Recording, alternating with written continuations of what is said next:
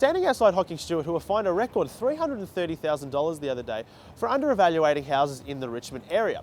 Can this once proud business behind me still be trusted?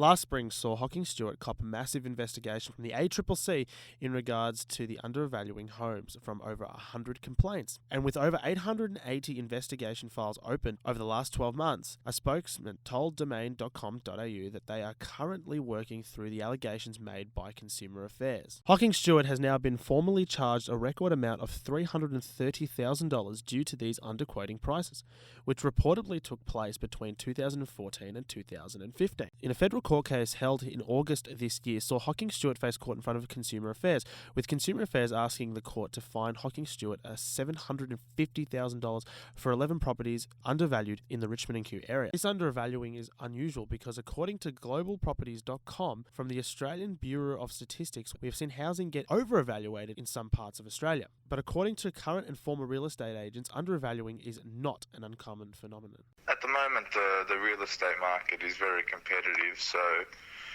it is common. You know, they'll do anything to get a sale. It's all got to do with, what they can get away with. But if this is true, then why do people still trust agencies? If you look at ratings of types of jobs people trust, second from the bottom is real estate agents. Most people don't trust real estate agents as it is. The only thing below a real estate agent is a mechanic. When it comes to looking at actual jobs on a list, who do we least trust the most? And we're right at the bottom. That feeling has always been there for a very long time. But when it comes to selling your home, who's going to get you the best price? A real estate agent is. People have stopped doing their own listings. But now with Hocking Stuart brought into the spotlight, it is assumed that some regular or future clients may still wish to do business with other agencies instead. Therefore, places like Jellis Craig, Big & Scott and Ray White may benefit due to this. It's very unethical. I'm sure it will benefit other companies, yes. But despite this, James Tiata says there hasn't been any trust lost at Hocking Stuart. It makes no difference. Again, they might get a few less people coming in to sell with Hocking Stuart specifically, but sales will always stay the same.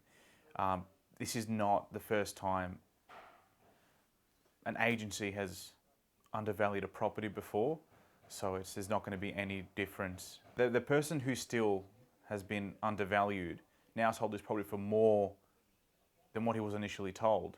So for him, it's still a better result. It's more maybe new buyers wanting to come in because of the undervaluing. So usually it just goes under the radar, oh, they've undervalued by a small amount. The percentage of the undervaluing for this particular instance I got a fine for was tremendous. But when it comes to auctions, as we all know, what it sells for on auction day is what it sells for. To pinpoint an agent and say it's the agency, so it could just be the agent as well. So it's still not going to make a difference for future sales or future business at all. And with that, what possible benefits does an agency have in undervaluing houses? When it comes to undervaluing a property and the person who's selling was told a price, let's say example, a figure of 1 million, and they then later on sell for 1.4, because undervaluing is usually within about a 10% to 15% bracket. If you're going over that by a significant amount, the seller is actually going to be more impressed with the agent and recommend to friends and actually promote them a bit more than if they sold for the price they were given initially. So that undervaluing actually sometimes does benefit the agent. But when fines and public media come in, that's when you might see a bit of a change towards that particular person or agency.